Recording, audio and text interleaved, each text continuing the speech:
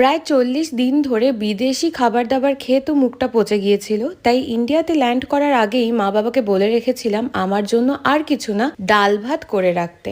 আমি ওটাই খাবো। সাউথ আফ্রিকাতে শীতকাল শুরু হয় মে মাসের মাঝামাঝি, তাই আমি শীতের ঠিক আগের ওয়েদারটা পেয়েছিলাম। তাপমাত্রা ঘুরে বেড়াতো ১৭ থেকে ২৩ ডিগ্রির মধ্যে। আর কলকাতা ঢুকলাম যখন দুপুর ২:৩০ নাগাদ, তখন ৪৩ ডিগ্রি ছুঁই ছুঁই। বাপ রে বাপ, ঠান্ডা থেকে হুট করে এত গরমে ঢুকে অবস্থা নাজেহাল। যাই হোক, বাড়িতে ঢুকে চান ঠান করে বসলাম খেতে। ছিল গোবিন্দভোগ চালের ভাত, লাউ উচ্ছে দিয়ে ডাল, সাথে গন্ধরাজ লেবু তো মাস্ট, মাছ ভাজা, পটল ভাজা আর ভিন্ডি ভাজা। খেয়ে যেন প্রাণ ফিরে পেলাম। রাতে বিরিয়ানি খেয়েছিলাম ঠিকই, কিন্তু এতদিন পর ভাত ডাল খাওয়া তৃপ্তিটা যেন আলাদাই ছিল।